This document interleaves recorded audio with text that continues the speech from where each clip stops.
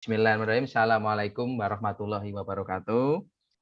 Yang kami hormati Rektor Universitas Cokro Aminoto Jakarta, Ibu Ciptasari Prabawanti SPSI, MSc PhD. Yang kami hormati Kaprodi Teknik Sipil Universitas Cokro Aminoto Jakarta, Bapak Insinyur Nur Rohman MT. Yang kami hormati para narasumber, yaitu senior kami, guru kami. Yang pertama Pak Insinyur Ahmad Suraji MT PhD. Kemudian yang kedua Bapak Dekan kita yang tercinta Bapak Dr. Heri Kristianto STMT. Kemudian yang kami hormati, kami banggakan dan kami cintai para wisudawan Teknik Sipil Universitas Cokro Aminoto Jakarta tahun 2021. Marilah pertama-tama kita bersyukur kepada Tuhan Yang Maha Esa, yang karenanya lah pada siang hari ini kita diberikan kesempatan, diberikan nikmat sehat untuk bersilaturahmi dalam rangka pembekalan calon wisudawan program studi Teknik Sipil Fakultas Teknik Sipil Universitas Cokro Aminoto Jakarta dengan tema pengembangan profesi teknik sipil pada industri jasa konstruksi. Kami mengucapkan selamat datang kepada para peserta seminar pada siang hari ini. Mudah-mudahan nanti acara seminar yang didesain oleh Fakultas Teknik Sipil Universitas Cokro Aminoto Jakarta dapat berjalan dengan baik, dengan lancar, memberikan manfaat ilmu untuk kita semua. Baik, langsung saja. Sebelum acara kita mulai, marilah terlebih dahulu kita berdoa menurut agama dan kepercayaan kita masing-masing. Berdoa, saya persilahkan.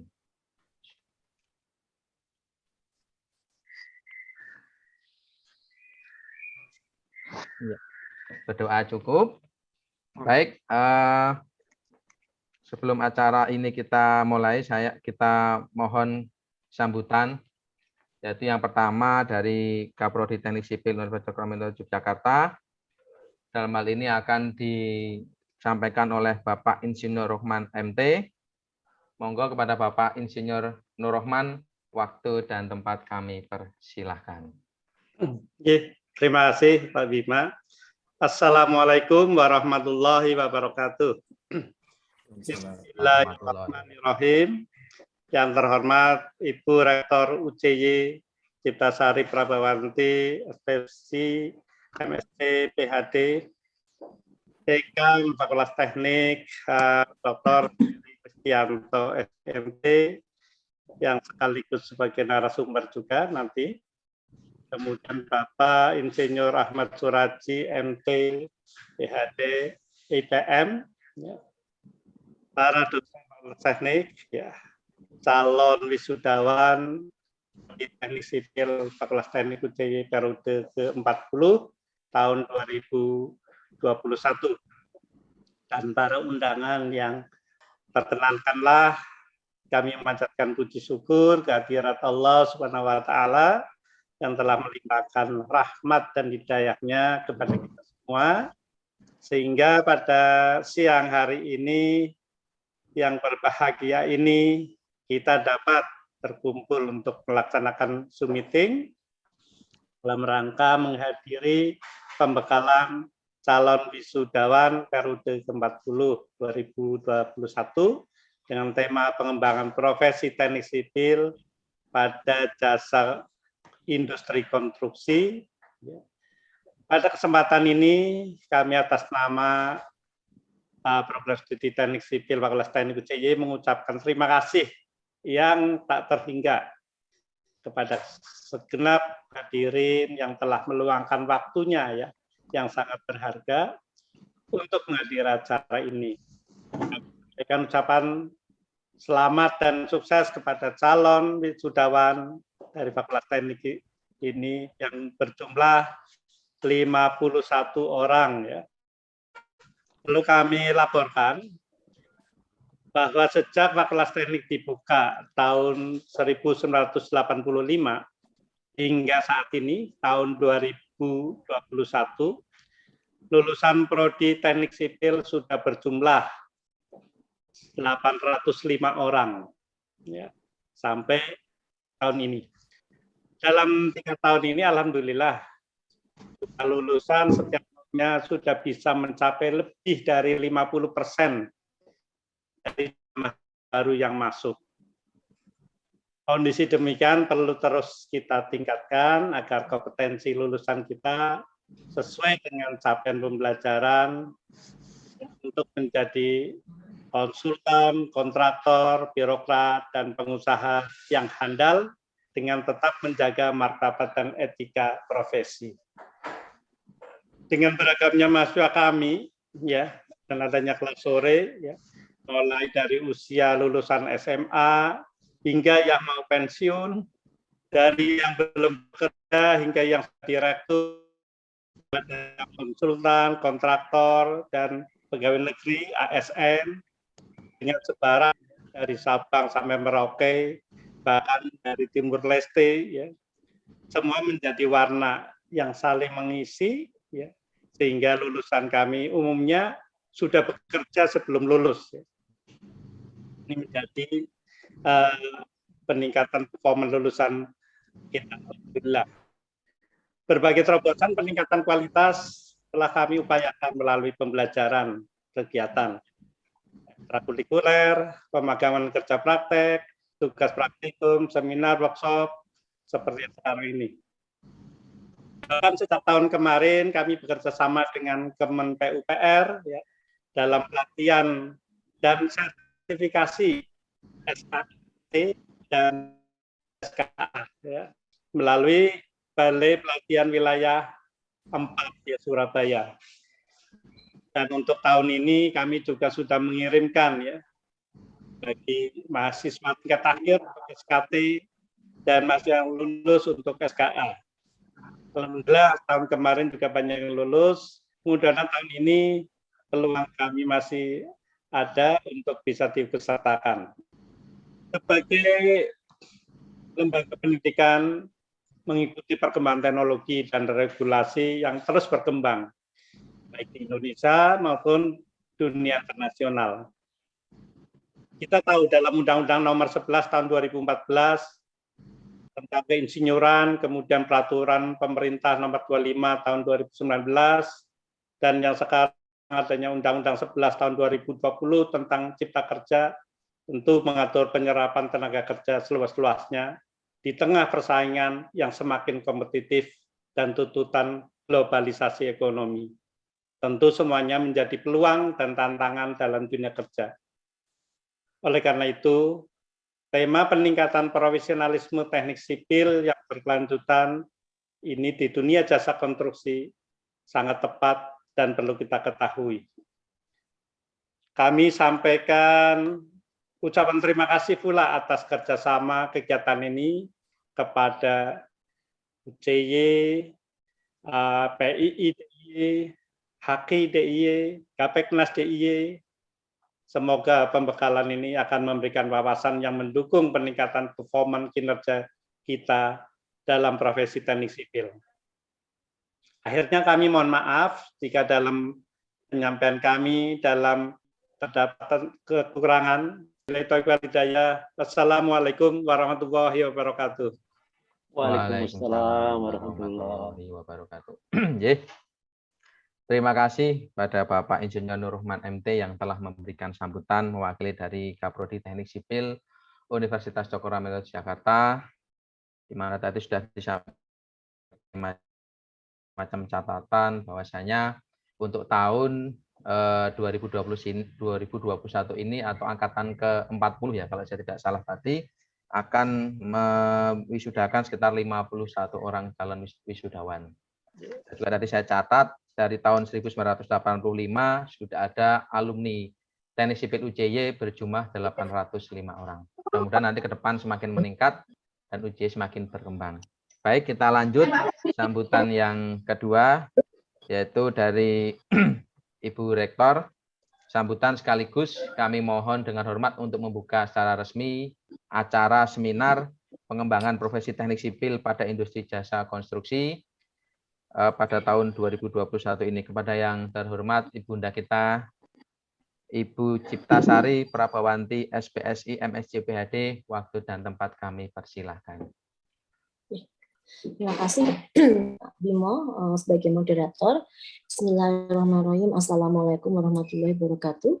Waalaikumsalam warahmatullahi wabarakatuh. Sekalian yang saya hormati Bapak Insinyur Ahmad Suraj IPM di sini sebagai salah satu narasumber. Kebetulan beliau juga sebagai dosen KKN KI Teknik Sipil Universitas Andalas, kemudian ketua P2 wilayah DIY dan ketua Komite Advokasi PII Pusat, kemudian anggota Komite Keselamatan Konstruksi K2K dan IMC untuk Engineering Kemen PUPR dan Sekretaris Satgas P2 PSR DPJ Kemen PUPR. Banyak sekali singkatannya ya Pak ya.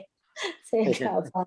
Kemudian yang saya hormati juga di sini Pak Herbima Bakti Nusantara SHMH yang menjalankan tugas sebagai moderator, tetapi beliau juga sebagai Ketua Umum DPD Gapeknas DIY, dan tentunya yang saya hormati Bapak Heri Kristianto yang pada hari ini beliau sebagai narasumber dan juga sekaligus sebagai dosen, sebagai dekan Fakultas Teknik UJY, dan tentunya tak terlupakan Bapak Insinyur Nur Rahman MT sebagai Kaprodi Teknik Sipil. Bapak Ibu sekalian, berbahagia sekali dan tentunya saya sangat berterima kasih Bapak-bapak sudah bersedia untuk hadir menjadi narasumber, menjadi moderator dan juga mengawal adik-adik wisudawan kita ini di dalam acara pada hari ini.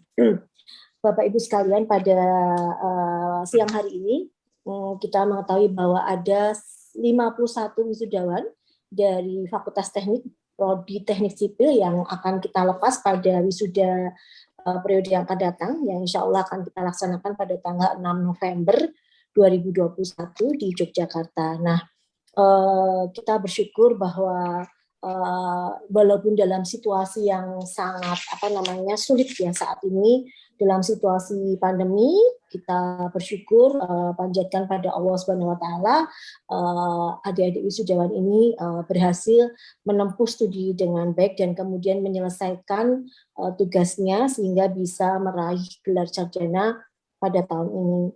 Nah, tadi yang disebutkan jumlahnya 51 orang dan tentunya di tahun-tahun mendatang kita harapkan akan lebih banyak lagi.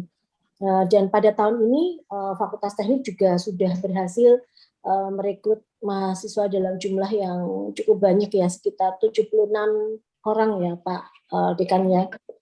84. 84. Sudah meningkat lagi 84 ya. Alhamdulillah, mudah-mudahan mereka juga akan menjadi mahasiswa yang baik dan tentunya kita. Nah, di sini karena ini adalah pelepasan wisuda, ya tentunya ingin memesan khusus para wisuda. Pertama kita akan mendengarkan banyak sekali wawasan dari para narasumber yang jelas-jelas sudah berkecimpung sangat lama di bidang ini dan juga dikenal luas sebagai profesional dan juga dikenal sebagai ahli. Adik-adik wisudawan bisa menimba ilmu yang betul-betul sedalam-dalamnya di dalam event singkat ini ya. Beruntung kita masih bisa memiliki event seperti ini. Nah, kemudian juga pesan yang ingin saya sampaikan adalah bahwa sebenarnya ketika menjadi sarjana S1, ini sebenarnya hanyalah bagian dari sebuah perjalanan panjang karir yang kita bangun selama hidup kita, ya, di dalam dunia pekerjaan tentunya, di dalam dunia profesi. Nah, perjalanan ini bukanlah perjalanan yang cepat-cepatan, ya, tetapi sebuah perjalanan yang membutuhkan endurance atau endurance, ketahanan fisik, mental, jiwa gitu ya, yang cukup tinggi dan juga cukup panjang, sehingga bukan bukan sekedar cepat-cepatan, tetapi memang membutuhkan energi yang besar dalam jangka waktu yang cukup lama. Oleh karena itu yang dibutuhkan adalah ketekunan, kesabaran, gitu ya, keteguhan hati agar kita bisa melaluinya dan menyelesaikan semuanya dengan baik. Nah, di dalam perjalanan tersebut banyak sekali yang tantangan yang harus kita hadapi. jelas yang pertama adalah persoalan integritas ya. Tetapi di samping masalah integritas, kita masih harus kalau bisa dikatakan sebenarnya bukan beban, tetapi ini satu kewajiban dan juga seharusnya menjadi panggilan bahwa kita harus menjadi sumber daya agar bisa membantu mengisi bangsa ini menjadi sumber daya yang penuh inisiatif, inovatif, gitu ya, imajinatif, kemudian juga banyak sekali membawa pembaharuan, mampu berpikir alternatif, apalagi menghadapi bangsa yang sedang giat-giatnya membangun. Nah, sebagai informasi untuk adik-adik wisudawan, bahwa Indonesia saat ini sebagai sebuah negara secara nasional itu sekarang sedang berada pada situasi atau juga akan mengalami situasi ini dalam sekitar sampai mungkin 10-20 tahun ke depan sebagai bangsa yang sedang mendapatkan bonus demografi. Nah, maksudnya bonus demografi adalah di mana penduduk Indonesia saat ini akan dikuasai mayoritas oleh mereka yang berusia produktif. Nah, siapa mereka ya seusia wisudawan-wisudawan ini? Ya tentunya yang wisudawan-wisudawan yang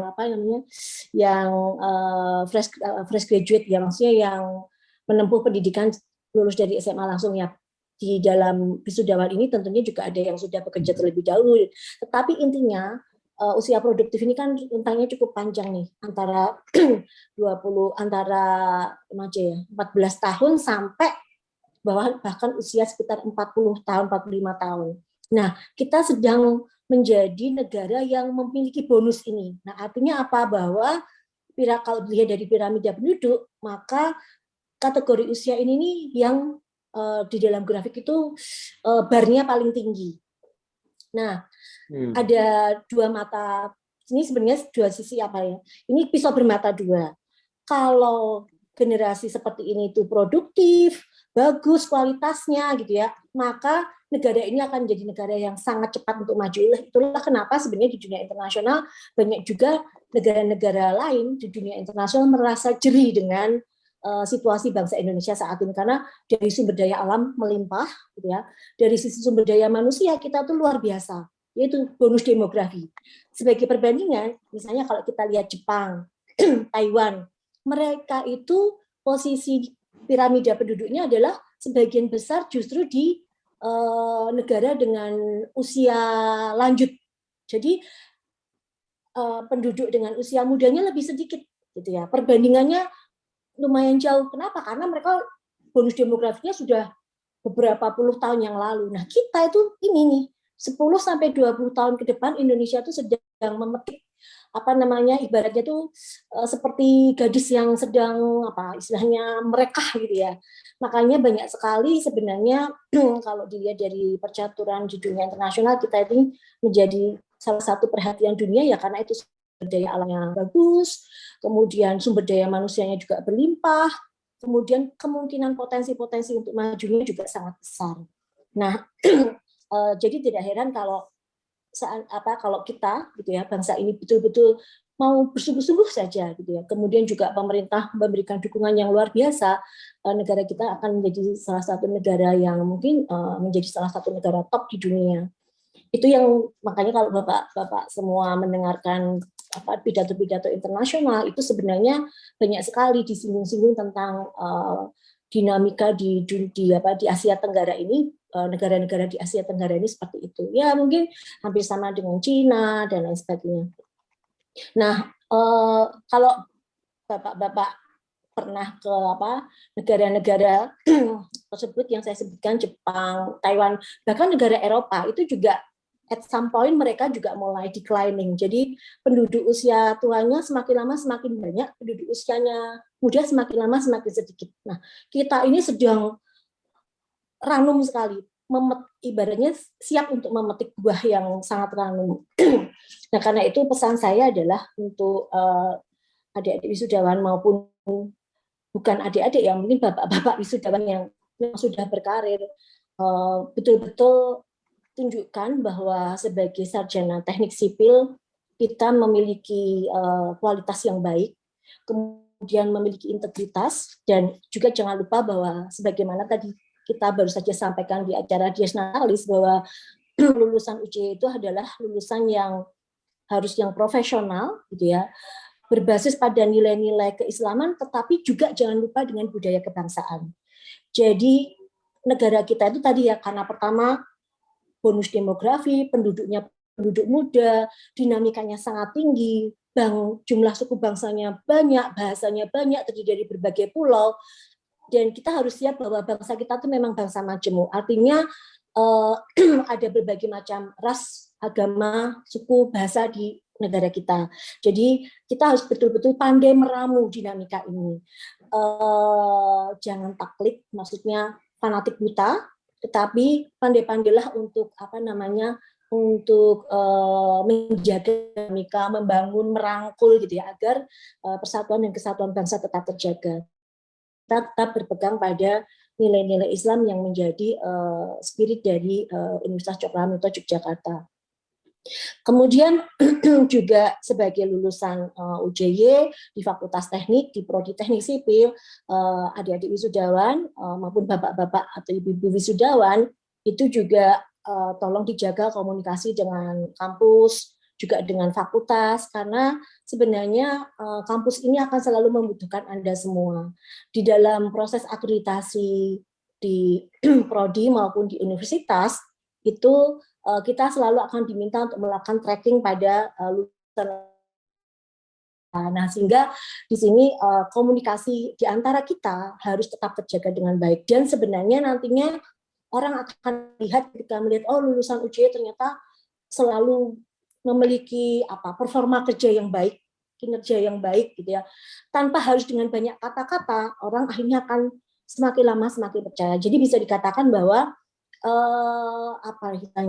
manekinnya atau showroom dari universitas itu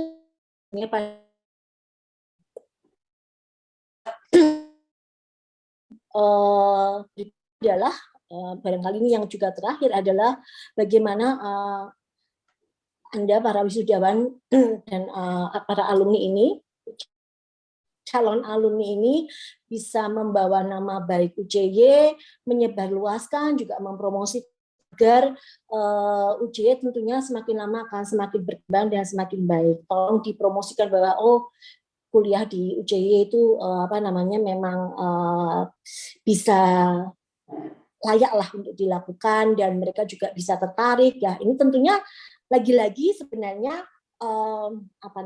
modelnya tuh ya Anda sendiri. Anda sebagai alumni itu akan menjadi model, akan dilihat, wah kok bapak ini atau mas ini atau ibu ini, mbak ini kok ini sekali ya, bagus nih, wah kuliahnya dulu di mana? Pasti akan ada pertanyaan seperti itu. Jadi mohon Anda semua, bapak, ibu, mas, mbak, betul-betul jaga diri, jaga integritas, memiliki kinerja yang baik, dan tolong dipromosikan, sebarluaskan pesan-pesan baik maupun attitude ya, karena di dalam dunia pekerjaan sebenarnya bukan soal kecerdasan saja, bukan soal kepintaran, bukan soal skill saja, tetapi juga sikap, attitude. Kalau kita attitude-nya baik, didukung oleh kinerja yang baik, maka dengan cepat orang akan mengenal.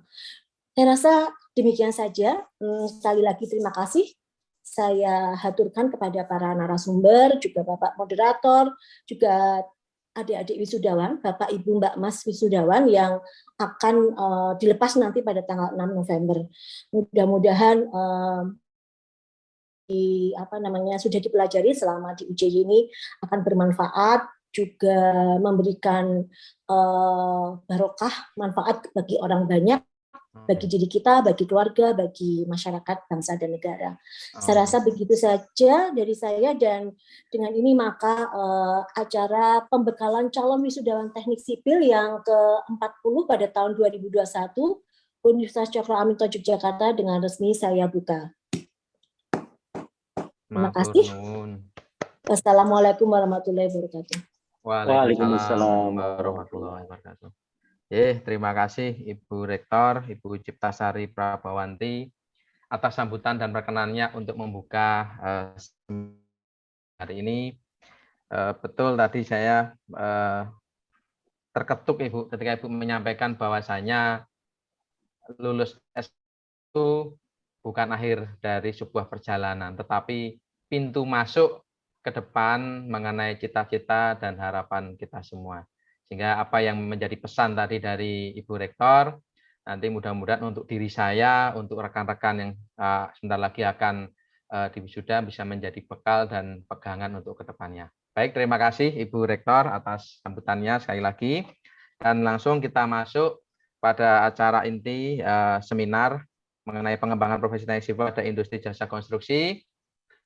Untuk pemateri yang pertama, itu akan disampaikan oleh Bapak Insinyur Ahmad Suraji MT PhD IPM.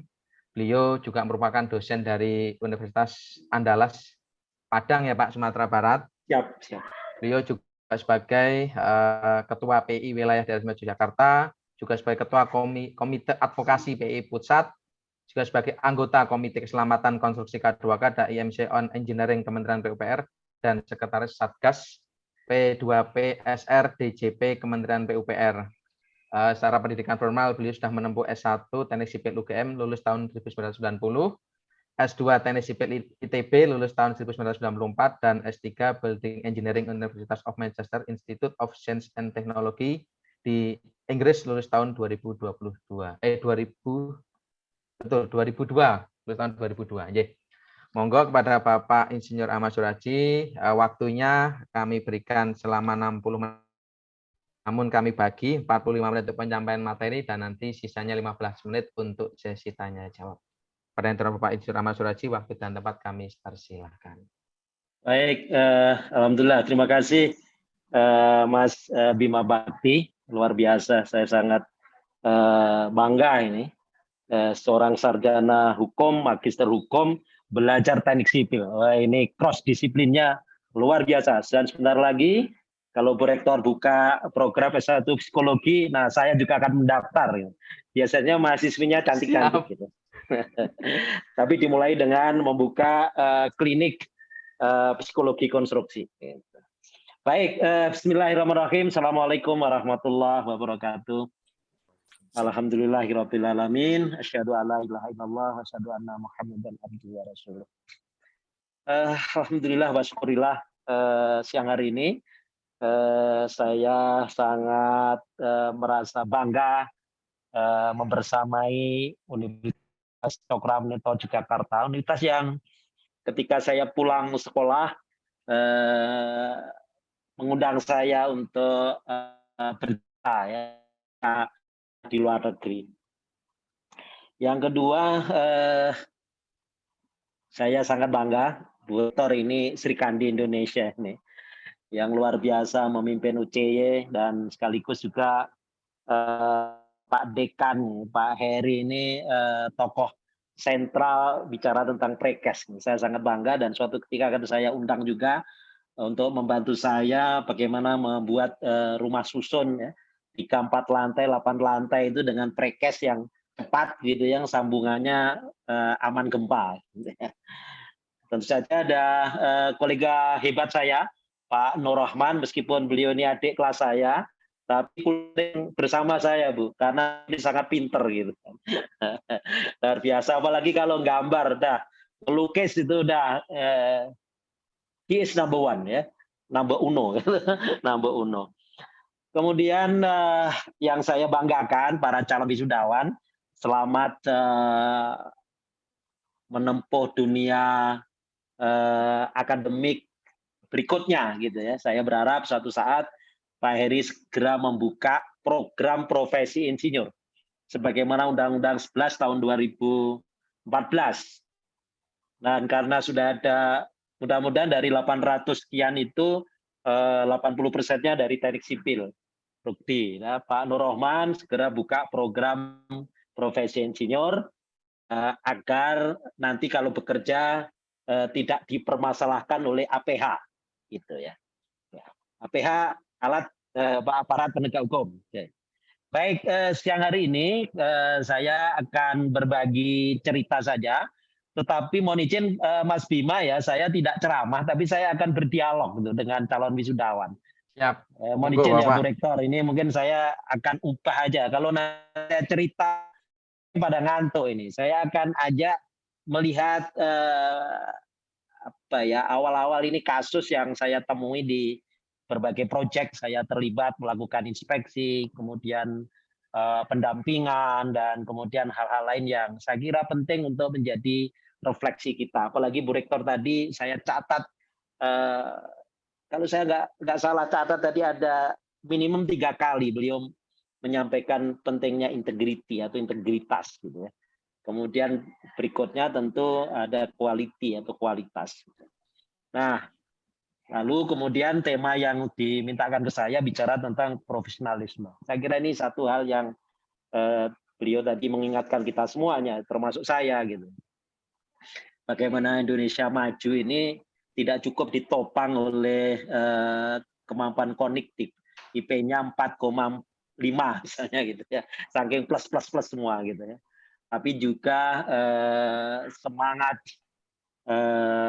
mengindonesia kira-kira gitu ya. Oke, baik. Saya izin mulai share screen, Mas Bima. Monggo Bapak.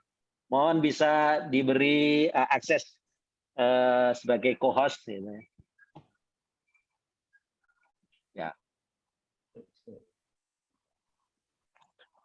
Mudah-mudahan dalam waktu yang tersedia, pada menit saya bisa menyampaikan pokok-pokok hal yang saya kira penting untuk menjadi bekal teman-teman sekalian, calon wisudawan dan sekaligus juga nanti calon insinyur. Bagi teman-teman di teknik sipil, alumni teknik sipil UCY, mohon berkenan Pak Nur Rahman nanti mengantarkan teman-teman semuanya mendaftar menjadi anggota PII.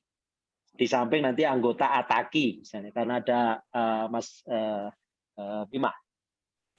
Baik. Saya di Sudah Mas? Sudah Pak. Sudah. Oke, saya kira ini tema yang keren. Saya diberi tugas berat nih oleh Pak Dekan bicara profesionalisme, dan tentu ada banyak hal yang saya lebih mudah karena Bu Rektor tadi sudah memberikan bekal yang sangat fundamental ya untuk kita selalu tanamkan di sanubari kita. Nah, rekan-rekan sekalian, saya akan mulai dari case ini gitu ya untuk memberikan perspektif ya, kenapa profesionalisme itu is a must. Kenapa itu penting gitu, di dunia konstruksi. Oke, ini ada kasus, mudah-mudahan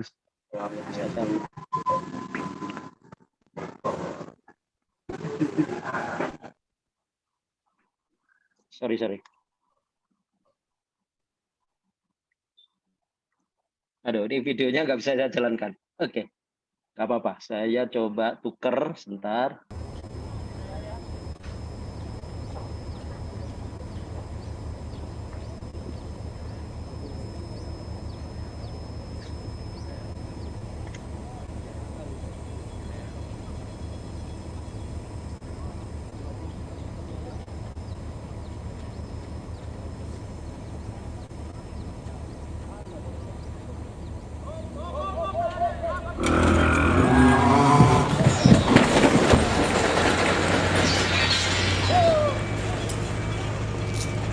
Oke,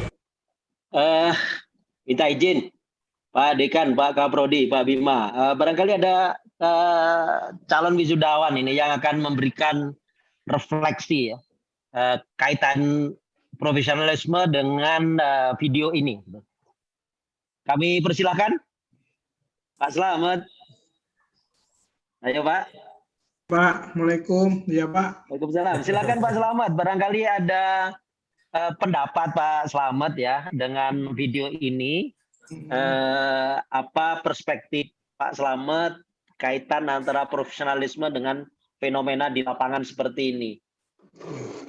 Ya, makasih Pak. Mungkin kalau dari saya berpendapat bahwa pertama kejadian ini adalah kekurang hati-hatian, itu yang pertama.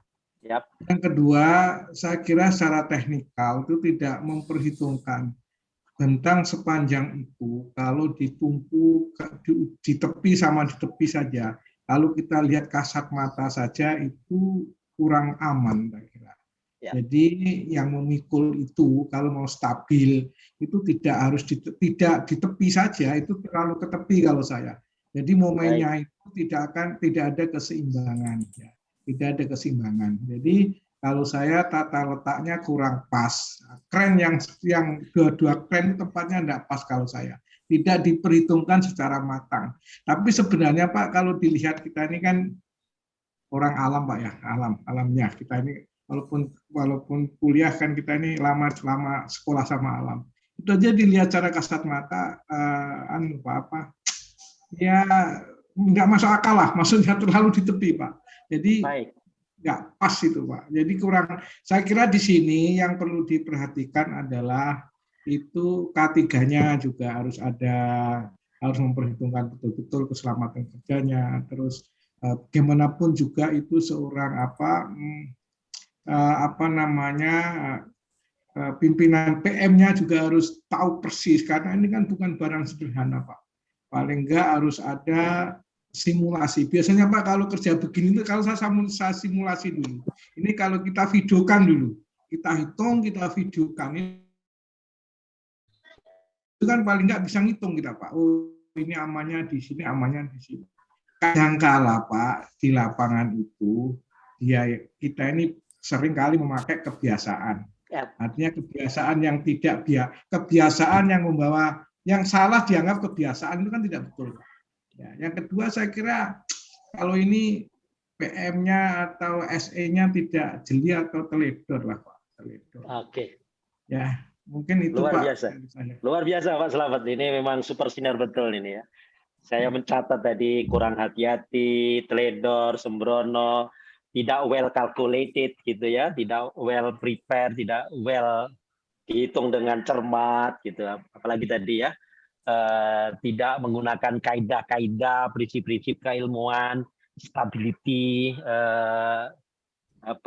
during construction, kayak gitu ya. Bahkan tadi beliau mencatat bahwa lifting point-nya tidak pas ya, terlalu ke pinggir gitu, dan lain sebagainya. Saya kira ini refleksi yang luar biasa nih Pak Dekan ya.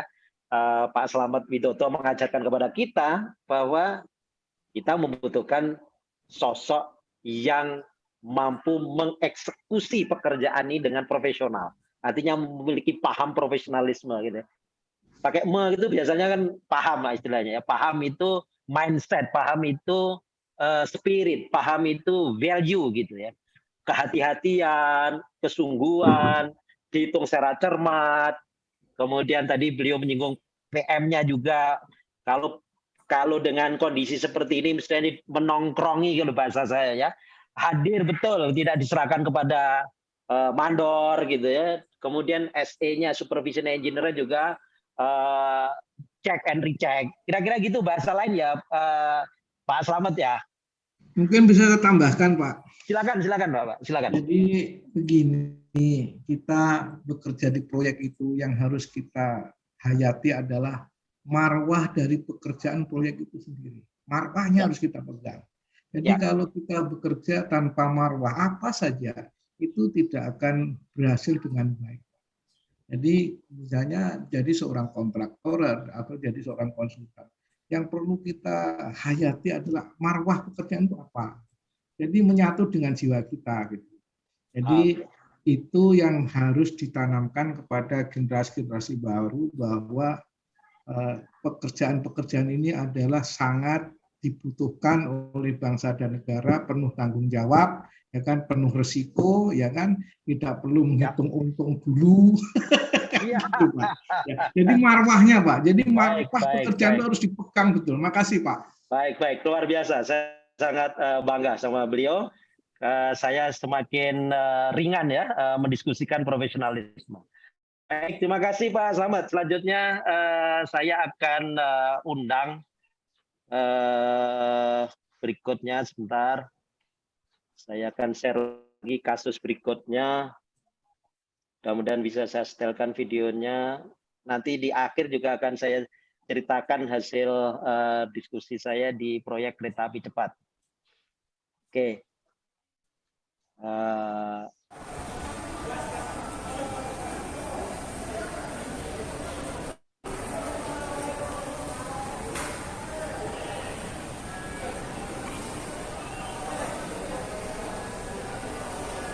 Jebol John, kacau.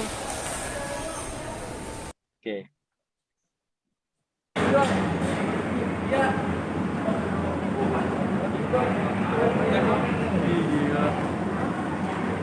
Oke. Mohon izin Pak Dekan, Pak Kaprodi ini. Izin kalau diperkenankan perwakilan calon wisudawati. Gitu. Silakan siapa Pak Kaprodi, barangkali sudah hafal ini. Yang super senior boleh juga. Ada wisudawati ya Pak Dekan ya? Ada Pak, ya. Oke, siapa ya? Ini Silakan Pak Kaprodi. Lilis, Bu Lilis. Aduh, mana Bu Lilis? Lilis atau Paramita. Paramita, silakan. Kalau tadi case-nya adalah during construction, ketika kegiatan sedang ada pekerjaan konstruksi, erection girder. Nah, yang ini itu gedung yang tadi sama-sama kita lihat mengalami, kalau bahasa Undang-Undang 2017 untuk Permen 8 atau PP 14 itu namanya kegagalan bangunan gitu. Nah, saya ingin undang siapa tadi, Mbak Lili sama Mbak Mita gitu untuk memberikan refleksi kaitannya dengan profesionalisme insinyur sipil. Gitu. Apa catatan kritisnya apa? Gitu. Silakan. Mana wajah cantiknya Mbak Mita? Wajah cantiknya Bu Lilis? Saya cari-cari di screen ya. Halo. Ya. Mbak Lilis Riani ada? Nanti jangan-jangan Mbak Lilis ditinggal belakang masak ini. Oke. Siapa lagi Pak Nur Rahman? Paramita Utami ada? Ari Eswan Hari? Mudah-mudahan ini perempuan. Ya, kami persilakan. Wah, ini mau diwisuda, harus berani memberikan tanggapan ini. Oke, belum ada. belum berani ini, Pak. Belum berani nih. Wah, Ini harus banyak. Fred nih, Jay. Harus banyak Masih ketemu muda saya nih ini. Pak Lilis nih. Masih muda, ya. Oke, wah ini selain Pak Slamet siapa super senior di ruang Zoom ini? Ini yang muda aja Mas Destrianto. Monggo Mas, ayo Mas. Halo, Mas. Mas Destrianto. Wah, ini ada Mas Mahmud Hirzi di CKA, Direktur Jenderal Kereta Api ini. Betul, mudah-mudahan. Mas Arif Habibi. Ayo. Wah, ini biar cepat kita nanti diskusinya makin seru nanti ini. Ini pelaku konstruksi semua mereka itu. Gimana, Pak? Monggo Mas. Oke. Atau hijib. Oke. Hijib yang Baik. Oke. Ini pada takut dengan Pak Ketua PII ini. Oke. Ya. Dengan hormat, karena Pak Slamet masih sibuk. Mudah-mudahan Pak Slamet bisa memberikan catatan penting, Pak. Kalau tadi kejadiannya adalah selama kegiatan konstruksi, kalau ini sudah dioperasikan, Bapak. Per Undang-Undang Nomor 2 itu, Jungto PP 14, Jungto Permen 8, ini peristiwa yang dikategorikan kegagalan bangunan, Bapak. Karena sudah dioperasikan atau sudah diserah terimakan akhir. Dalam bahasa undang-undang seperti itu. Menurut Bapak, menurut Pak Slamet ini pengalaman Pak Slamet Widodo luar biasa. Apa refleksi profesionalisme yang perlu kita sadarkan bersama ini diri kita ya? Iya. Monggo Bapak. Mungkin begini Pak. Bismillahirrahmanirrahim ya. Saya mencoba Pak menerjemahkan. Yang pertama ini kalau saya lihat itu memang betul, ketika perhitungan struktur apapun itu tidak bisa hanya perhitungan di atas kertas. Perhitungan di atas kertas tidak bisa juga tidak diikuti oleh mutu bahan. Yang kedua, mutu bahan pun tidak cukup, Pak. Teorinya, hitungannya masuk. Sistem pengerjaan juga tidak pas, bisa juga mengakibatkan seperti itu. Jadi kalau dari saya simpulkan bahwa ini kegagalan ini pertama bisa juga karena kesalahan konstruksi. Kedua, bisa juga kesalahan material. Tiga, bisa juga kesalahan dalam mengerjakan. Lagi-lagi Pak, di sini adalah peran pengawasan, ya kan? Peran pengawasan adalah kunci daripada keberhasilan suatu pekerjaan. Kalau saya lihat ini kan sudah dipakai Pak ya, difungsikan. Mungkin juga karena mutunya kurang bagus, materialnya lelah Pak. Lelah, besi itu kalau lelah ya seperti manusia, suruh mikul dalam sekian kilo, sekian jam kuat, sekian tambah sekian jam tidak seperti kuat. Nah akhirnya tidak. Jadi baik. Kita ini Pak rata-rata hanya pengawas itu nonton pekerjaan, tapi bukan menjadi inspektur pekerjaan itu. Itu yang sering kita lalaikan. Itu kan sebenarnya namanya pengawas itu kan betul-betul paham tuh, dihayati lah. Ini kalau mau masang hitungannya kayak apa, materialnya kayak apa, metode kerjanya kayak apa, itu kan. Dari ketiga-tiga itu harus terpenuhi Pak. Kalau saya, pendapat saya, maka itu ketika dipasang mungkin ini sudah 1 bulan aman, 2 bulan aman, 3 bulan, mungkin bulan ke-6 lelah, bisa lelah bautnya, bisa lelah besinya, ada yang lelah. Nah, namanya lelah manusia aja. Yang tidak lelah itu ada Pak Profesor. Kalau melihat wanita cantik nggak lelah kita Pak. Baik, luar biasa. Terima kasih, ini super senior kita luar biasa ya. Saya mencatat kata kunci dari beliau tadi adalah dihayati gitu. Artinya bahwa tidak hanya sekedar apa ya sampai lalu, tapi juga harus menjadi satu kesatuan jiwa gitu ya sebagai seorang insinyur sipil yang profesional biasanya begitu. Dan tentu ini ada implikasi yang luar biasa kalau sampai menimbulkan korban nyawa dari publik gitu. Dan itulah yang saya kira penting nanti untuk menjadi catatan kita. Baik, terima kasih Pak Slamet, teman-teman sekalian, kita akan lanjutkan. Ya, saya juga ingin Bu Lilis bisa nggak memberikan tanggapan kalau melihat seperti ini gitu ya. Apakah ini cermin bahwa profesionalisme itu sudah kita jadikan sebagai marwah tadi, sudah jadikan sebagai nilai-nilai hidup seorang insinyur sipil kalau melihat gambar seperti ini. Bu Lilis bisa komentar? Jangan panggil Bu Lilis, Pak. Dia nggak Mbak Lilis masih muda, Pak. Jadi Mbak Lilis. Masih muda, ya. Mbak Lilis. tadi Pak Nur bilang Bu gitu, makanya saya bilang Bu. Khawatir saya takut nanti dimarahi. Mbak Lilis, Jeng Lilis lah, udah Jeng Lilis, Jeng Mita. Halo. Ada ya. Aduh. Wah, ini yang tanggung jawab Pak Nur Rahman ini nanti ya. Jadi di wisuda atau enggak ini ya. Oke, enggak apa-apa. Baik, saya kan sungkan nanti kalau minta Pak Slamet terus yang memberikan pandangan gitu ya.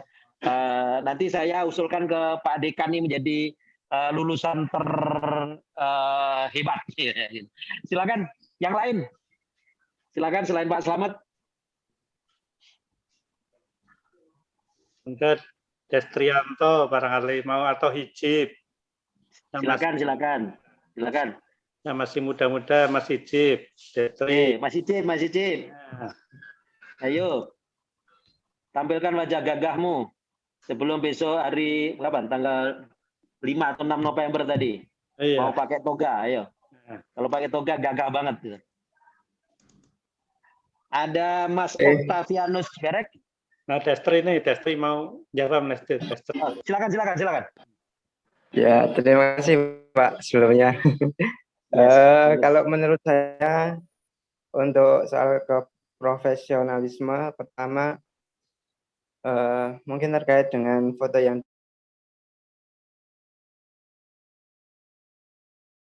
pertama mungkin soal intinya ketiga pihak antara perencana, pelaksana, dan pengawas itu mempunyai tanggung jawab, Pak, tanggung jawab terhadap apa yang mereka menjadi pokok tugas mereka, berencana melaksanakan tanggung jawab untuk merencanakan sebaik-baiknya, melaksanakan sesuai apa yang diperencanakan tanpa harus mengurangi atau melebihkan. Terus pengawas juga dengan detail mengawasi dan supervisi secara ketat gitu. Jadi tidak main-main antara pengawas dengan pemborong saling main, atau nanti pelaksanaan sama perencana juga saling main. Mungkin seperti itu, Pak. Baik, maksudnya main apa tadi, Mas? Main sepak bola atau main mata, Mas? Mungkin main mata, lebih ke main mata. Oke, well, terima kasih, Mas. Tadi yang paling luar biasa kata kunci adalah tanggung jawab. Dalam bahasa hukum itu namanya liability, professional liability. Nanti Mas Bima pasti bisa menjelaskan sangat baik ya, bahwa kalau kita merujuk hukum Hammurabi, kalau terjadi seperti ini dan kemudian menimbulkan apa yang disebut dengan fatality gitu, maka konsultan desainnya itu bisa dipenggal kepalanya waktu itu ya. Jadi teknik sipil ini luar biasa kalau dilihat dari konteks skala produknya ya.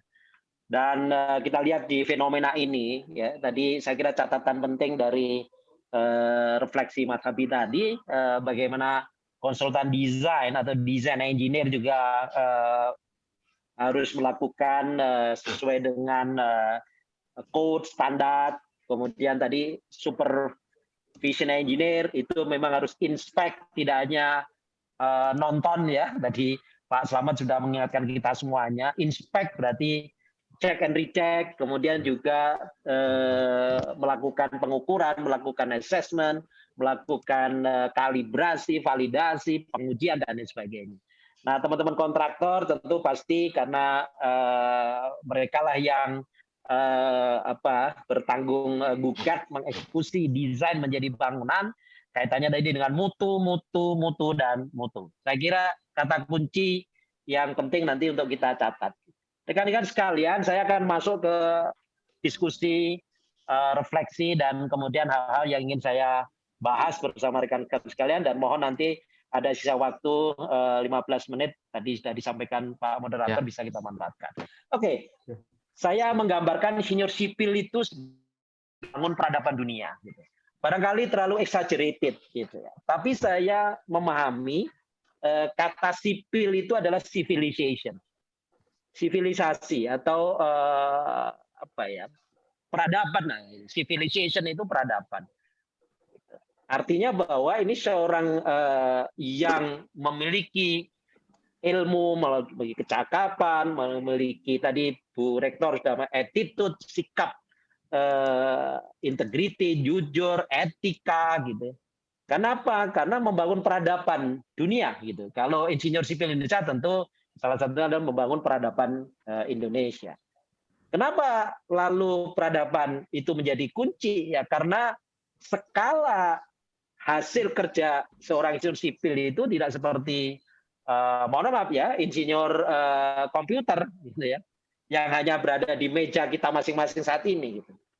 Nah, dimensi dampak dan kemudian persinggungan dengan dunia lain itu menjadi luar biasa. Nah, ini yang saya ingin memberikan kesadaran baru kita semuanya ya. Tanggung jawab kita sebagai seorang civil engineer itu adalah membentuk peradaban dunia. Nah, bagaimana cara membentuk? Tentu dalam konteks insinyuran atau engineering, ini yang paling penting untuk saya ingatkan adalah bahwa engineering itu bukan hanya aplikasi ilmu mekanika, gitu ya, bukan hanya penerapan ilmu hidrolika, gitu. Ya. Tapi juga ekonomi, sosial, dan juga practical knowledge. Seperti super senior kita Pak Slamet Widodo ini practical knowledge-nya luar biasa. Tadi Bu Rektor Pak Dekan juga sudah mengatakan ya 99,9% mahasiswa teknik sipil UCY itu sudah bekerja. Artinya sudah punya tacit knowledge. Nah, tacit knowledge itu ada yang soft knowledge, ada yang hard knowledge. Gitu. Nah, untuk apa? Ya, penerapan saintifik, ekonomik, sosial gitu. Ya. To invent, untuk menemukan, mendesain, membangun, memaintain. Tadi isu kegagalan bangunan tadi sudah disinggung sangat baik oleh Pak Slamet Dodo. Ya, namanya bangunan bisa juga terjadi fatigue ya. Kemudian terjadi creeps, nah, maka perlu di-maintain. Mana yang perlu diganti, mana yang perlu diperbaiki gitu ya. Tapi juga research, juga improve the structure. Nah, ini seperti Pak Dekan nih, Pak Dr. Heri ini yang luar biasa. To improve structure maka dicari sambungan precast yang terbaik gitu ya. Nah, tentu saja ini karena luas termasuk machinery, ya alat-alat berat itu devices, sistem, material dan processes. Nah, lalu saya ingin memberikan preposisi. So, what is the professionalism? Ini bahasa saya ya, tentu nanti bisa dikomparasikan dengan yang lain ya. Jadi profesional dan isme. Isme itu paham, isme itu ideologi gitu ya. Jadi ideologi berprofesi dengan sungguh-sungguh, ya, memberikan kemampuan maksimal. Jadi kalau tidak maksimal itu namanya amatir, gitu Pak Dekan ya. Pokoknya ya asal nendang bola aja. Tapi kalau sungguh-sungguh ya dia latihan serius ya. Kemudian latihannya aja kalau David Beckham itu nendang satu hari 150 nendang tendangan pisang gitu ya. Lalu amanah. Tadi berulang-ulang saya menyimak Bu Rektor sangat luar biasa mengingat kita. Pegang teguh itu amanah. Amanah jadi konsultan desain ya pegang teguh itu. Kalkulasinya harus presisi. Sebagai konsultan pengawas gitu, tadi sudah diingatkan, tidak boleh hanya menjadi penonton, tapi juga terlibat langsung di pergumulan di lapangan. Nah, bagi kontraktor juga demikian, bagaimana material, peralatan, sumber daya manusia, metode konstruksi, kemudian project planning, scheduling, dan lain sebagainya. Ini harus dilakukan, dipegang teguh lah amanah. Nah, amanah itu dalam bahasa dunia teknik sipil atau dunia konstruksi, itu pasti dikaitkan dengan namanya kontraktual. Dokumen kontrak yang salah satu dokumen disebut dengan spesifikasi teknis maupun juga drawing. Tapi yang menarik ini bagi seorang insinyur yang profesional tentu harus berani bertanggung gugat. Saya memang sengaja tidak hanya jawab. Ya, ada orang yang nggak mau menanggung tapi hanya bisa menjawab. Nah, bertanggung gugat ini dikaitkan dengan kalau terjadi peristiwa-peristiwa yang tadi saya ajak kita berdiskusi, dia harus berani bertanggung gugat. Makanya di dunia keinsinyuran itu ada namanya professional indemnity insurance. Gitu. Kalau teman-teman nanti calon wisudawan baca di Permen 8, Permen Popero 8 luar biasa. Liability ini bahasa lain ya. Kalau tanggung jawab itu responsibility. Liability itu pokoknya kalau salah desain dan kemudian menimbulkan peristiwa yang mencelakakan, baik mencelakakan mereka yang sedang bekerja, masyarakat, merusak lingkungan, kemudian juga menghancurkan harta benda, maka bisa dituntut di pengadilan, gitu ya. Kira-kira begitu, harus bertanggung gugat. Gitu. Oke, nah lalu profesi itu apa? Nah profesi ini yang penting untuk dicatat adalah pengakuan publik. Pengakuan publik itu direpresentasi adalah pengakuan negara. Negara itu bisa pemerintah, bisa juga institusi yang diberi kewenangan oleh undang-undang. Oleh karena itu saya ingin mempromosikan ya teman-teman nanti begitu di wisuda, lalu kemudian mengikuti program profesi insinyur. Kalau belum didirikan di UCY, saya kira nanti bisa mengambil di kampus-kampus lain yang sudah menyediakan program profesi insinyur. Nah tentu selanjutnya nanti teman-teman kalau bekerja di dalam profesi seorang engineer, maka kemudian akan diterbitkan namanya surat tanda registrasi insinyur oleh Persatuan Insinyur Indonesia. Kemudian kalau super spesialisasi atau spesialisasi akan diterbitkan oleh LPJK, gitu ya. Jadi LPJK itu khusus ya bidang keinsinyuran khusus yaitu konstruksi dan konsultasi. Oke, saya akan lebih cepat. Mohon diingatkan ya, Pak Bima ya. Ahmad, nah, waktunya kurang lebih 10 menit lagi, Pak. Oke, saya akan lebih cepat. Oke. Nah, ada perbedaan sains sama engineer. Jadi kalau saintis itu mencari pengetahuan baru gitu ya, acquire knowledge gitu. Tapi yang engineer itu adalah professional practitioner, praktisi profesional di bidang keteknikan. Teknik itu design, build, maintain devices untuk bidang keengineeran yang constant tertentu. Tapi yang menarik adalah bahwa kalau engineer itu atau insinyur itu basisnya adalah innovation. Maka Pak Dekan kita, yang terhormat Pak Dr. Heri Kristianto ini, itu melakukan inovasi bagaimana sambungan prekes yang sangat tepat gitu ya. Meaning to develop the solution for the technical, societal, and commercial problem. Jadi tentu saja seorang pembangun peradaban itu tidak hanya bersinggungan masalah teknis, tapi juga masalah-masalah masyarakat ya. Misalnya banjir, kemudian apalagi ya longsor dan sebagainya yang berimplikasi terhadap masyarakat. Termasuk hal yang katanya komersial tadi, ada gedung yang digunakan untuk bisnis dan kemudian mengalami kegagalan. Nah, teman-teman sekalian, ini vision of the civil engineers. Gitu. Saya ingin memberikan catatan bahwa spektrum profesi seorang civil engineer itu luar biasa. Ya. Tapi yang menarik di sini, saya ambil dari Association of Society of Civil Engineer Amerika, gitu ya, entrusted by society. Jadi harus dipercaya.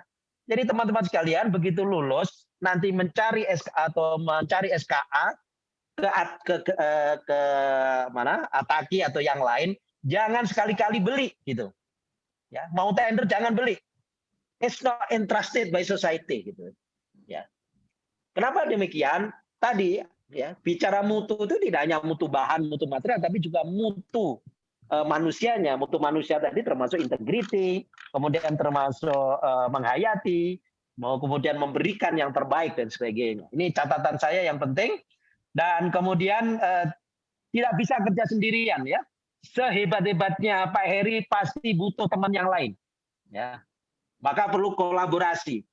Tetapi dengan etik gitu ya. Baik sebagai planner, desainer, konstruktor dan operator. Ya. Sebagai penjaga lingkungan hidup. Sebagai inovator, integrator, manajer, bahkan leaders gitu. Luar biasa. Karena inilah pembangun peradaban gitu ya.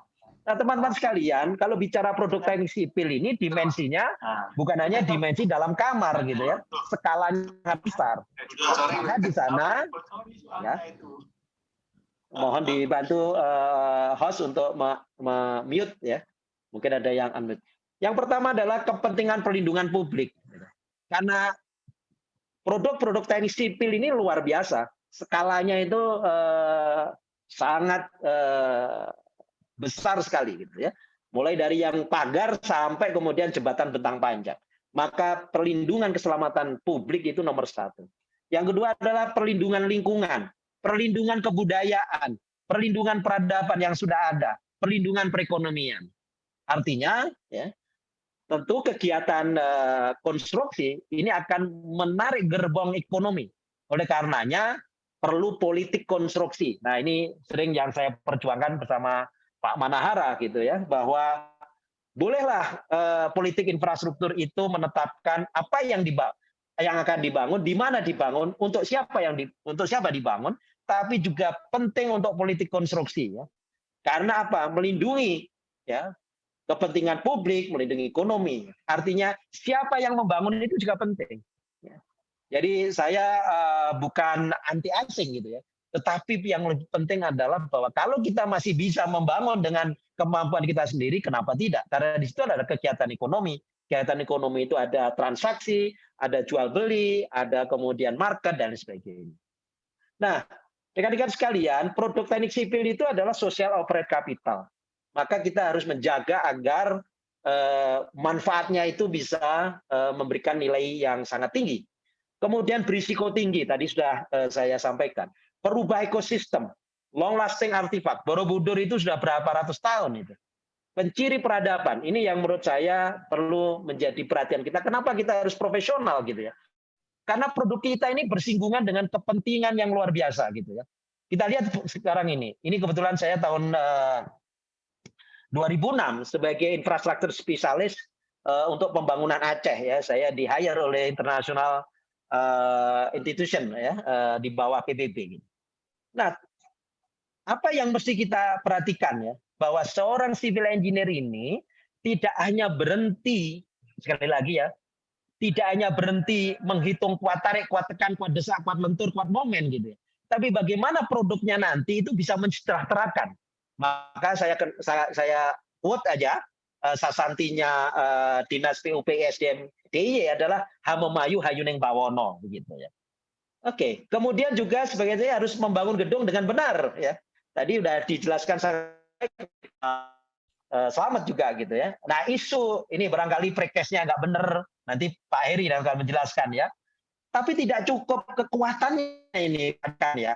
Tetapi kalau sepadan jalannya juga nggak benar. Ini di kampusnya Pak Heri ini, gitu. Pak Heri masih ingat ya? Jadi monumen ini kan. Pak Nur Rahman ini amal mater Bapak ini, gitu ya. Gitu. Jadi mangkrak begitu ya. Artinya harus menjaga kenyamanan publik gitu. Kira-kira gitu. Oke, ini juga tetangga kita ini, Pak. Saya kebetulan tahun 2012 ini ditugaskan Ngerso Dalem untuk menata kawasan Code gitu. Makanya saya survei di sini. Jadi membangun itu sekaligus mengkonservasi alam gitu. Tidak boleh seenaknya menaruh pondasi di pinggir sungai yang di situ sudah diatur sepandan jalannya, menjaga keseimbangan kehidupan gitu. Nah, yang lain kalau bicara civil engineer ini ada 3 alam yang harus kita jaga. Natural environment gitu ya. Built environment and cultural environment. Ini loh tugas civil engineer itu menyeimbangkan antara natural and cultural dengan menempatkan jalan, jembatan, bendungan, gedung dan sebagainya melalui desain, procurement, management system gitu ya. Nah, jadi kita tidak bisa tidak kalau bicara planning, design, construction kita harus consider sangat baik yang disebut dengan the built environment ini kaitannya dengan natural and cultural gitu. Membangun di Kaltara tentu akan berbeda konteks dan relevasinya membangun di Jakarta. Mungkin bisa begitu ya. Nah, rekan-rekan sekalian, kalau bicara infrastruktur itu gitu ya, tidak hanya infrastruktur PUPR gitu yang sifatnya memang untuk public utilities, tapi sampai ke social infrastructure, ke trade infrastructure gitu. Nah, itulah yang ingin saya berikan semangat bagi calon wisudawan gitu ya, bahwa nanti marketnya teman-teman baik desain, konsultan dan sebagainya jangan hanya masuk ke wilayah APBN Kementerian PUPR atau APBD Dinas PU gitu ya. Teman-temannya Pak Bima di Kapeknas ini perlu digeser juga masuk ke trade infrastructure, bikin pabrik, bikin gudang, macam-macam ya, bikin spot recreation, health, gedungnya dan sebagainya. Nah, spek konstruksi itu gitu ya, tidak hanya jasa ini Bang Bima ya, tetapi ada goods and services. Kemudian spektrumnya itu bukan hanya menghasilkan jasa yang intangible gitu. Maka ketika saya menjadi tim ahli undang bangunan, undang nomor 2 usul Pak Dekan, namanya adalah undang-undang DPR-nya saya nggak bisa tidak memiliki kekuatan ya sudah nggak bisa. Artinya adalah tidak cukup hanya bicara konsultan dan kontraktor, gitu. Tapi dimensinya sangat luas ya, mulai dari hulu sampai ke hilir. Saya nggak jelaskan. So engineer itu balance menyeimbangkan antara sosial, ekonomi, itu yang penting. Nah ini yang saya usulkan. Saya pernah revolving construction. Pertama kalau kita ke engineer, memang di situ key poinnya adalah bagaimana kita membangun dengan teknologi yang applicable.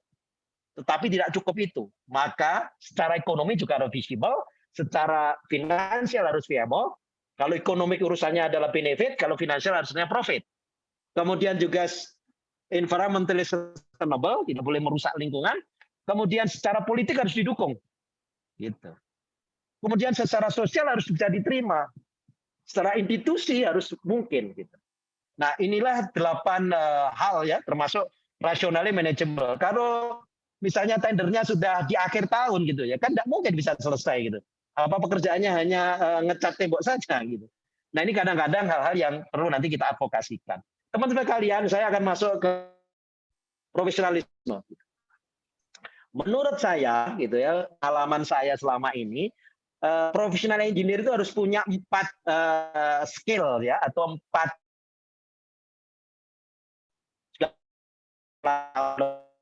tapi harus juga punya kecakapan, soft skill, ya. bagaimana menjadi pemimpin, bagaimana menjadi manajer, bagaimana berkomunikasi, bagaimana ya, etik. Nah, tambahkan nih kalau orang baru, mohon maaf, ya, mereka neglect, mereka kesampingkan. Menurut hemat saya, bagi negara Indonesia ini, karena Pancasila sila pertama adalah Tuhan Yang Maha Esa, maka ini menjadi penting. Makanya tadi saya sangat luar biasa memahami pesan-pesan Bu Rektor itu. Jadi spirituality inilah yang akan menggovern ya. Mestinya ini saya taruh di tengah sebagai core of the core gitu ya. Karena apapun yang kita hasilkan dengan profesi kita akan kita pertanggungjawabkan. Ya, tidak hanya kepada manusia, kepada bohir atau kepada pengguna jasa, tapi kita pertanggungjawabkan kepada Tuhan Yang Maha Kuasa. Oleh karena itu, kita harus sungguh-sungguh mengakuisisi ilmu yang sudah diberikan oleh guru-guru kita, kemudian kita mempraktekkan, mengeksekusi dengan kecakapan yang paripurna, lalu dengan dilandasi attitude, integrity, dan etik gitu. Nah, ini adalah ilmu-ilmu yang saya kira penting untuk terus-menerus kita pelajari. Bapak. Ya.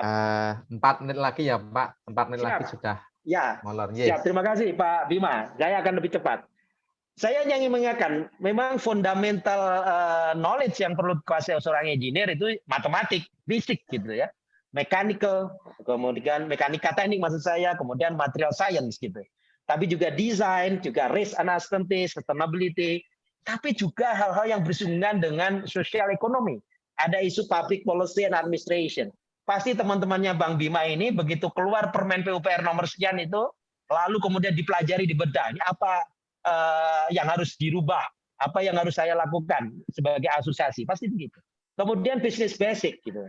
Nah, tentu saya percaya, saya yakin UCW pasti sudah ada mata kuliah di seputar business basic gitu ya. Lalu kemudian social science, economic, ada ekonomi teknik gitu ya.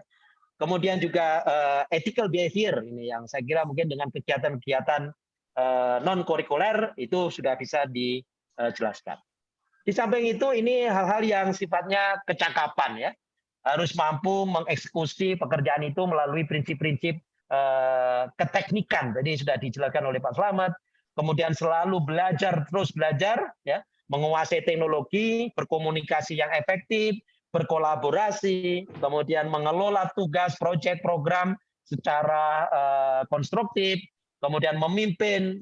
Memimpin itu bukan arogan, tapi adalah ambek paromo marto dengan konsensus ya. Dan tentu juga inklusif gitu ya.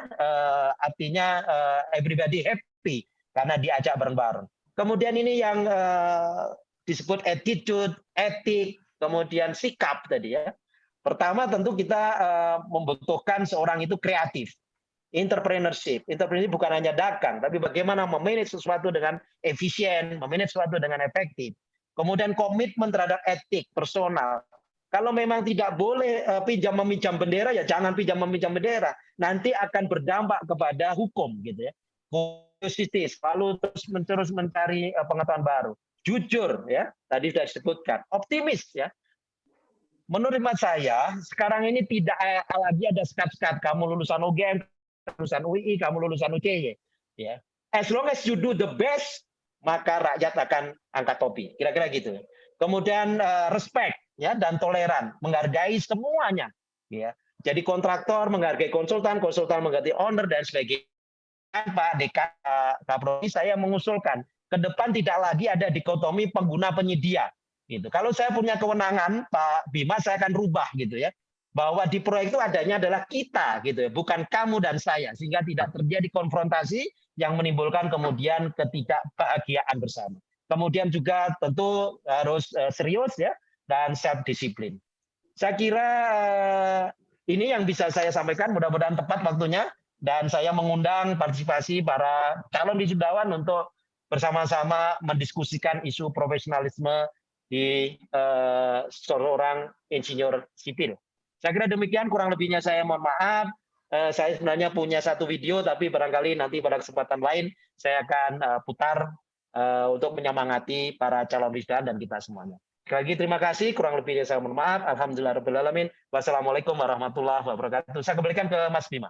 Waalaikumsalam warahmatullahi wabarakatuh. Ya, terima kasih Pak Ahmad, Pak Aji. Ya, ini untuk waktunya pas ini Pak. Agak molor sedikit tapi tidak apa-apa. Saya sudah minta izin ke Pak Dr. Heri untuk waktunya agak molor, tidak apa-apa. Jadi begini, ini ada yang bertanya Pak di chat ini dari Mas Destrianto. Dia menanyakan bidang teknik sipil sangat luas. Untuk mencapai profesionalisme insinyur, kalau harus menguasai seluruh bidang teknik sipil akan membutuhkan waktu yang lama. Apakah memang seorang profesionalisme insinyur harus menguasai semuanya? Jika bisa memilih satu bidang yang akan ditekuni dan menjadikan profesional di bidang tersebut, tips dan triknya bagaimana ya Pak? Oke, good. Saya senang ini. Ini pertanyaan keren, super keren.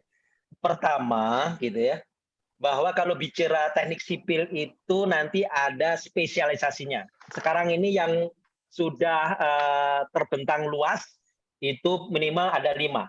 Geoteknik, struktur, transport, kemudian air, kemudian manajemen konstruksi. Ya.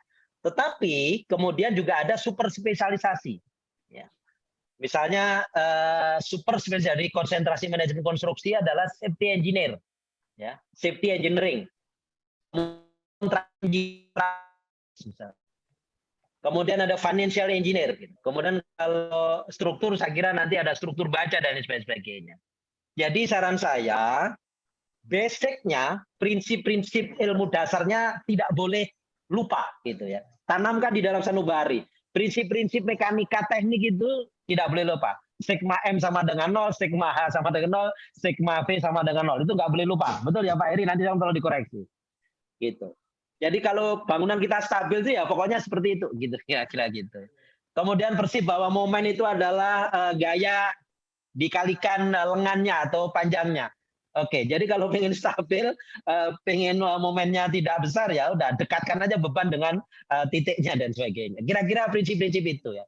Kemudian kalau project planning scheduling prinsipnya apa?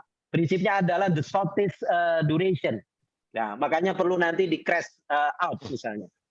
Geoteknik saya kira juga sama, struktur juga sama dan sebagainya. Jadi prinsip-prinsip dasar. Makanya kalau di kampus kami Pak Dekan itu ada yang namanya ujian komprehensif. Komprehensif itu ujian yang paling dasar, ditanya gitu ya. Ini kalau ada beban kayak gini menurut kamu gimana gitu ya. Hal-hal yang penting dan sebagainya.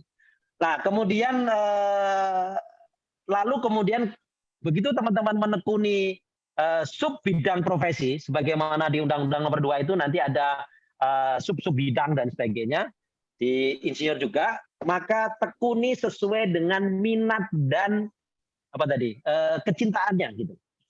Jadi love your job ya, do your love gitu. Ya. Jadi Mas Destrianto lakukan sesuatu yang Mas Destri ini cintai gitu ya. Tapi kemudian cintanya yang dilakukan gitu. Ya. Saya karena dulu IP-nya marginal ya. Jadi saya nggak mampu seperti Pak Heri itu ngitung integral tingkat 4 gitu nggak mampu saya. Di samping juga nggak minat gitu. Minat saya adalah memanage project. Maka saya ngambil konsentrasi manajemen konstruksi dan infrastruktur gitu. Gitu. Kemudian saya punya spesialisasi. Bahkan super spesialisasi adalah di safety engineering gitu ya. Gitu. Makanya kemudian saya sangat senang ketika diberi amanah oleh Pak sebagai komite keselamatan konstruksi gitu. Jadi nggak dibayar aja tuh saya senang gitu kira-kira gitu ya. Artinya bahwa love your job kan? And do your love gitu. Jadi lakukan apa yang kalian cintai dan cintalah gitu. Kira-kira tips sederhananya itu. Lalu bagaimana cara mengukur kita happy ya dan sebagainya. Tipsnya ya kita tanya diri kita nih. Jadi kalau misalnya Mas Detri ini ada kerja lembur tapi kemudian mengeluh lah ini tanda-tanda misalnya. Saya nggak suka nih dengan kerja ini. Tapi kalau lembur, kalau kerja di lapangan panas-panas atau kalau mendesain, menghitung, membuat kalkulasi lelah dan sebagainya, nah itu sudah, itu menjadi tip yang luar biasa. Yang ketiga, tipnya adalah ya berasosiasi, bertemu dengan tokoh-tokoh di mana ilmunya sesuai dengan passion kita. Kalau ilmunya struktur misalnya, ngumpullah kepada teman-teman haki gitu ya. Kalau kemudian ilmunya spesialisasinya adalah ke manajemen konstruksi, ketemulah di situ teman-teman IAMPI, teman-teman HAMKI gitu.